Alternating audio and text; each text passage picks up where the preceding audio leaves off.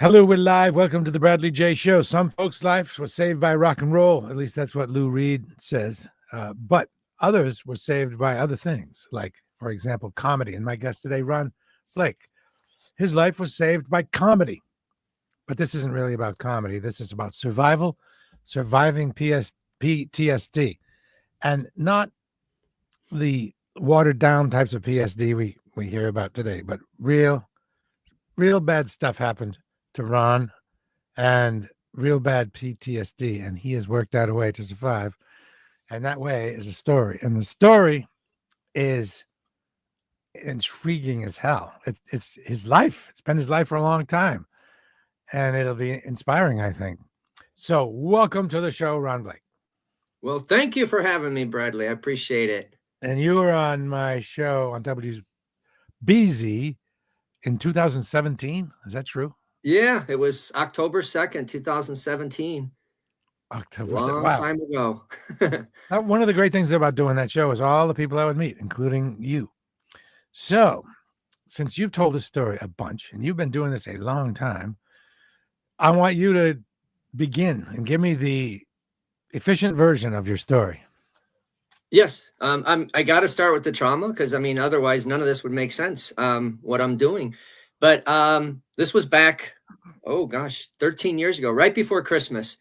I was asleep in my bed in downtown Phoenix. 3 men came in. I was held down. I was beaten. I was raped. The details are horrific. I'm not going to go through all that. But everything was categorically dismissed that night when all the police arrived. I won't go into all that either, unless you guys want me to. I can ask about it. I can ask about it later. Yeah, but so that's what started it. And shortly after that trauma, I was diagnosed. I didn't know it at the time, but I was diagnosed eventually with dissociative amnesia. So I had almost no recollection of what happened that night, which added to my trauma. And it was about 3 years later, there was a trigger that started opening up. And today I have almost complete recall of what happened that night. But over time with PTSD, if you're not addressing it, it's like cancer. It'll just keep getting worse until it kills you. And that's what happened. And then fast forward to November 2nd, 2015, I woke up from what I tell people is yet another nightmare. And that night I was determined to end my life, not because I didn't want to live, because I didn't want to live in pain anymore. And so when I woke up from that nightmare in 2015, November, I just happened to glance at the TV. I had all the pills in my lap. And for some reason, the TV timer malfunctioned. There was this show on called The Late Show with Stephen Colbert. And I stared at the TV for a little while and something made me laugh. And that was it. That's what stopped me from taking my life at 10:44 that night.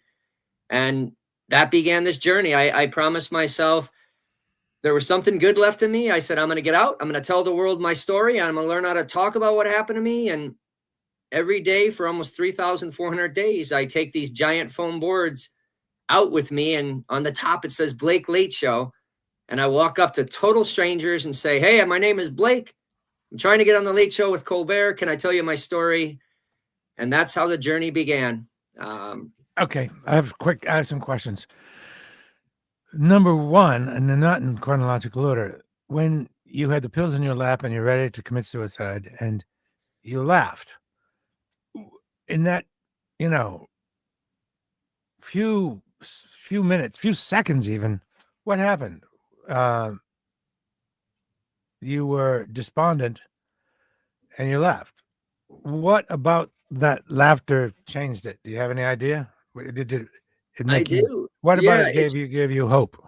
Yeah, I tell people it was the juxtaposition. Here you are, like I have all these pills in my lap. I'm determined. I got the water bottle and I'm laughing. And it just didn't make any sense to me. And that was the point. It was just something good left in me. And I leave it up to people like your listeners, whether that was a higher power, whether that was the universe, whether, I'm a quarter Irish, so maybe I was a lucky son of a gun that night. I want to leave it up to whoever that hears this, what happened. But yeah, it was just, I couldn't believe that something was good left in me. And a lot of times I've been asked, what was the joke that made me laugh? I have no clue. And a lot of people are perplexed by that, but it wasn't what was coming into me, the joke that was important that night. It was what was leaving me. And it was that recognition that there was something good leaving me, my body. And that was the most important part of that night. It was, I mean, here I am almost 10 years later on this journey every single day to try and not just to get on the Late Show. It's a very symbolic goal, but it's also been helping me recover, because I've had 13 years of physical therapy from what these guys did to me. That part hasn't left. I had surgery just 2 years and a half ago to reattach my hip from what they did. The physical damage isn't over. Neither is the mental damage.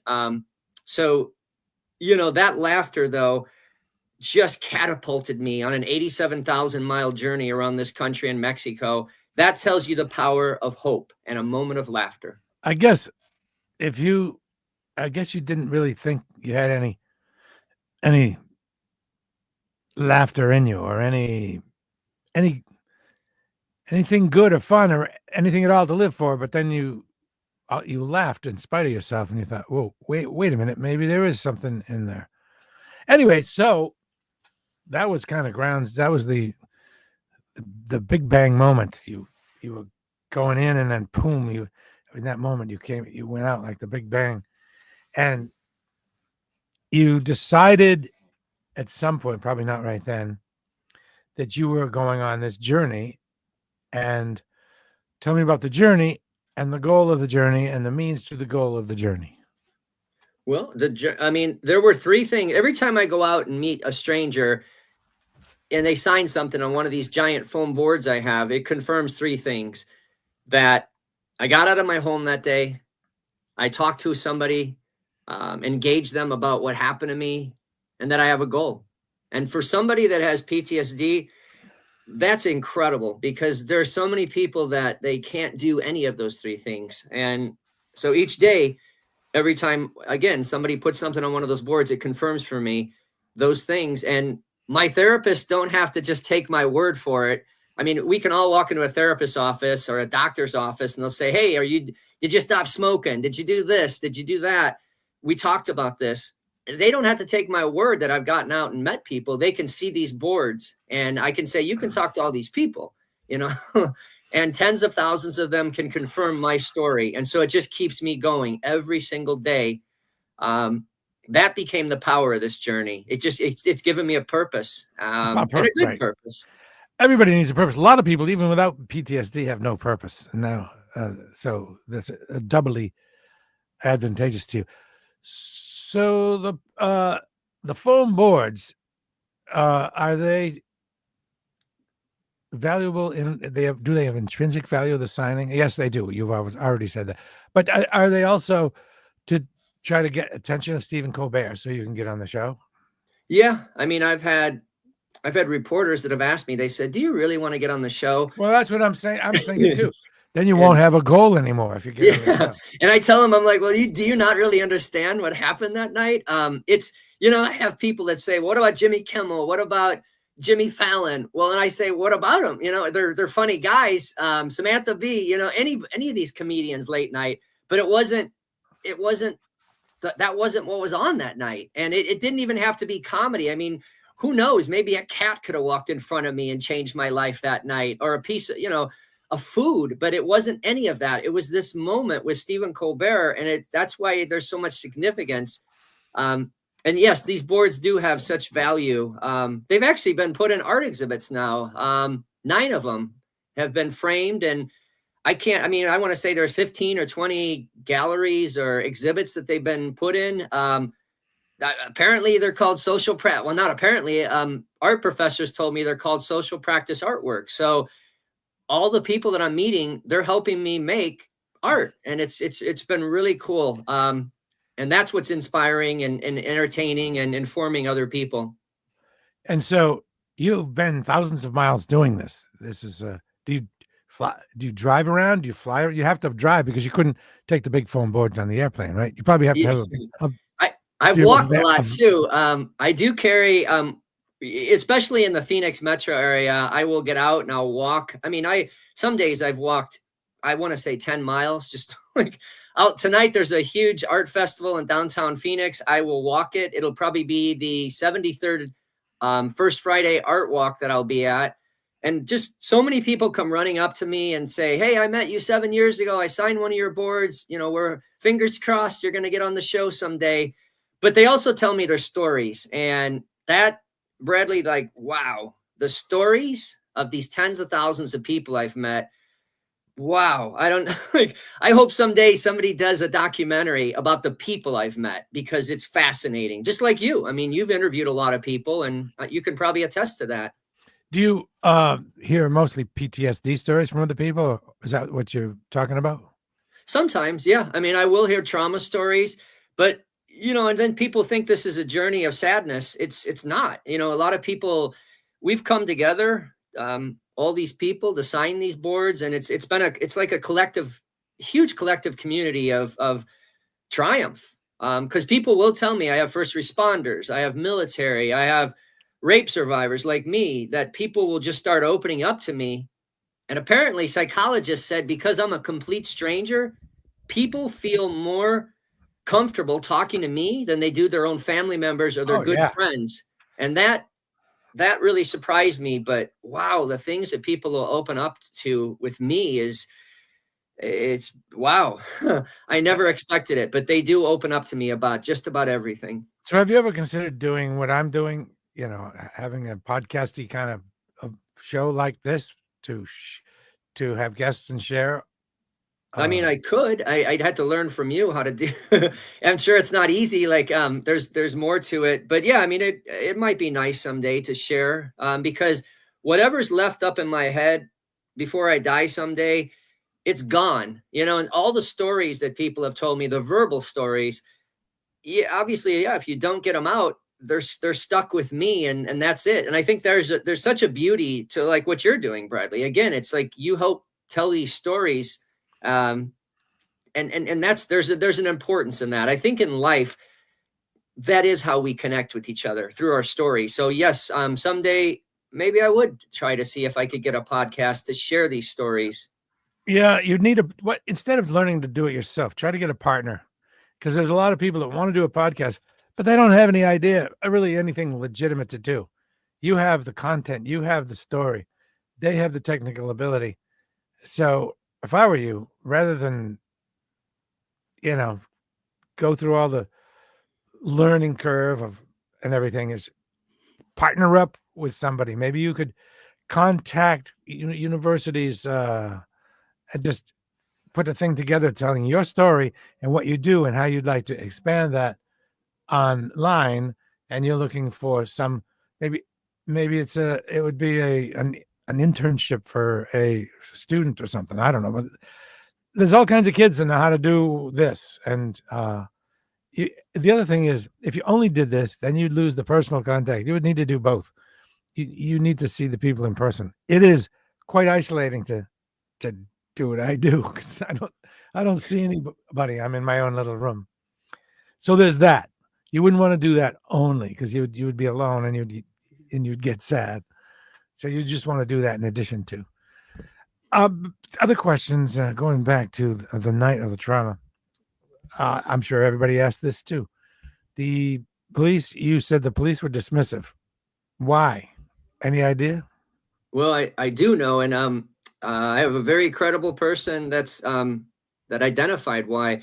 There was a former FBI special agent brought in just a couple years ago. Couple of former federal prosecutors in DC got involved. The National Women's Law Center heard about my story. So anyway, they brought in this former FBI agent. He did a detailed investigation, very independent. And his conclusion in the write-up, he said, if I would have been a straight man, or if I'd have been a woman, he said, with almost certainty, there would have been arrests of these three men. So it came down to my gender and sexual orientation. There's no other rhyme or reason. I mean, I have 4 cops that are police officers that are standing around me in a 600 square foot loft. I just made a 911 call. It's a harrowing call. There's a transcript of it. And you have these 3 perpetrators standing there, and I'm in my underwear. They're bloody. They're torn. There's broken furniture. And I told them what happened when they arrived. I mean, there were so many smoking guns there. And that's probably, a lot of the therapists said they think that's what contributed so heavily to the dissociative amnesia I had. It lasted for so long. It was because of that reason. And it was incredibly dismissive. And it doesn't mean I hate the police. Sometimes people get angry at you if you tell a story like this. I don't like what those 4 officers did to me. It doesn't mean they're horrible people. It's just, I'm telling my story. And if people don't like me telling my story, that's a different situation than hating the police. And again, I have a former FBI agent. You must have had some anger about that, right? Yeah, I mean, there is. You have this anger, and I said to people, I'm human. So yes, there have been flashes of anger inside me, but I've never wanted to let that control me. Just like revenge, I think it's attributed. Confucius says, you know, if you go out on a journey of revenge, you better dig 2 graves. And I don't want that. But yeah, Bradley, I mean, my God, it's like, I'm human. I want to get angry, but I had to find a way to say, don't focus on the anger. I'm sure Yoda in Star Wars said something about that to Luke when he was younger, or no, it was Anakin. Don't let the anger envelop you, or it will just absolutely destroy you. And so I have to be really careful some days, like, just let that go, you know, focus on what I can work on. And that's where these boards and this mission to get to the Late Show, that's where it works for me. So this journey has brought you some interesting places. You got to do a TED Talk on this, I guess. That must have been cool. I didn't see the talk, but I just saw the headline and the photo. That must have been something, huh? Yeah, it was emotional for me. I remember there were a couple dozen students that nominated me and voted to have me do this. And I didn't, I'll be honest with you, I didn't know what a TEDx talk was back then. Not everybody does, but I learned pretty quickly. I mean, it's like they say, baptism by fire, but it was a good experience because I got to put it in a condensed, I think, 14-minute presentation. And yeah, it was really emotional for me, but it felt good because I told people I hadn't been talking about this for almost 3 years. So during that period of time when I was in that amnesic state. So yeah, that was a good experience. A little nerve-wracking because you're telling your story in front of a lot of people. Now, what about the future? You know, I mean, there is the goal of the Stephen Colbert thing, but that, as you mentioned, is a fairly symbolic goal. It's a goal, but maybe not enough to sustain one. I mean, what daily goals do you have, and what, like, 1 year, 5 years goals do you have? Well, I'm glad you asked that too, because somebody recently, they were trying to be nice on the journey. They signed the boards, but somebody said, hey, Blake, I hate to tell you this. I like what you're doing, but in some ways, I think it's an abject failure. You've spent 24,000 hours of your life trying to get on a show for 5 minutes. And he said, but what do you have to show for it? And I said, well, do you see these boards here? Like, yeah, well, yeah, you're alive is one thing you have to. Yeah, and I said, you're right, and I'm standing here in front of you. To me, it's just it means something. So for the future for me, I'm going to keep going. Like today, I'm going to go out, as I said. Tonight, for hours, I'm going to be meeting people. I think the exciting thing is before I go to bed tonight, I will have met dozens and dozens of people. They have no idea I'm coming. I have no idea who I'm going to walk up to. To me, there's just a thrill. It's almost like somebody that jumps out of airplanes. They love doing it, or they love, rock climbing. There's this absolute thrill for me to know that I'm going to go out. I get to tell my story. I get to engage with people. So that's the immediate future. A little bit beyond, I try not to put too much effort into saying, what am I going to do next year, the year after? Because I think when you go through a trauma like I've been through, it changes everything. You really look at the immediate future and say, hey, whatever is to be down the road, I'll take that as it comes. But I mean, with the boards I have, I would love to see these all put in a permanent exhibit somewhere. Okay. There's no reason 514 of these giant foam boards should stay in my U-Haul storage area for the rest of my life. So, quote unquote, or fingers crossed, if when I get on the Late Show, I would like to see maybe get some organizations to help me put these in an exhibit, and then just photographs too, just thousands of photographs. And you don't even have to wait to get on the Late Show. You can you know a lot of people, you've met a lot of people, and Mhm. there must be some way that organizations can help utilize what you've done and the boards and into what are these uh, art folks call that kind of art? Social interactive art. What was it again? Yeah, social practice artwork. Social practice artwork. There's got to be organizations that could use those, and then have the story go along with it, and maybe have you come speak as well to kick off the show. Um, Specifically speaking, I spent a lot of time on the street doing interviews. I'm curious about what your day is like, what it's like when you go out on the street. You're in Phoenix, right? Is it Yes. cold? Is it hot? I mean, you go out even in the heat. People don't think about that when you go, if you're a man on the street, you have to deal with the elements. Up here, it's freezing cold, Yeah. snowing, and down there, it's 120 degrees, yet you still go out and do this. Do you have a particular place that's you set up that seems to be more friendly to passersby? For example, in the North End, I used to go to the North End mostly because people had just eaten a meal and you were in a good mood and they were more likely to stop. Do you have kind of a place that you have better luck than others to get people to stop? And what do you say? Do you set up your board? What's it look like? Do you have they must wonder what's going on. Do you wait for them to ask you, or do you say, hey, do you have something you say to them as they pass by? Well, I almost never set up like a booth or a table. I'm always moving. 99.5% of the time, I just walk up to somebody. I mean, I've even walked up to people in dark alleyways. It sounds crazy, but I was like taking shortcuts to get to a main street. And these people were all coming out of a church, and it was a dark alleyway. And I had my giant boards, but I think it's very disarming because they see these giant boards, they have all these messages and stories on them. So people, they're attracted to that and they want to know, what is this? But yeah, I mean, some of the best places, coffee houses. I mean, if you all want to know some of the best coffee houses in the Phoenix metro area, I'll let you know. I mean, we don't just have Starbucks, we have dozens of independent coffee houses. Those are amazing places to go. People are relaxed. I've also learned that people, when they're outside smoking cigarettes during their breaks, when people years ago in college, I used to smoke when I partied, which was all the time. But yeah, when people are smoking, they're incredibly relaxed and they will listen to just about anything. And so they're very receptive. Colleges, universities, wow, I can walk through there and people, they're just fascinated with this, but they're also very open-minded in universities, students in general. So they're curious. They want to know, what is this? But I mean, I've been in Boston. There was a layover. I met a whole group of Bostonians when I was there and shared with them. I've been in DC, Miami, Chicago. I've been in freezing cold weather, a blizzard. So you had a layover in Boston, but did you have your boards with you, or did you have to find somewhere to buy a new boards to do this in Boston? Oh, I had the small boards. When usually the boards are 40 by 30 inches, really big. But when I travel on the planes, I have to take the quarter size. So I had a whole bunch of those, and yeah, people were signing those, and I've had some amazing moments at 35,000 feet where I was talking to the flight attendants after they had served the beverages and the food, and I went to the back, and here I was giving this presentation to these flight attendants, and I turned around and I thought, here I'm holding up the line to the bathroom, and there was a whole group of people just watching me. And I said, I'm sorry, I'll get out of your way. They said, no.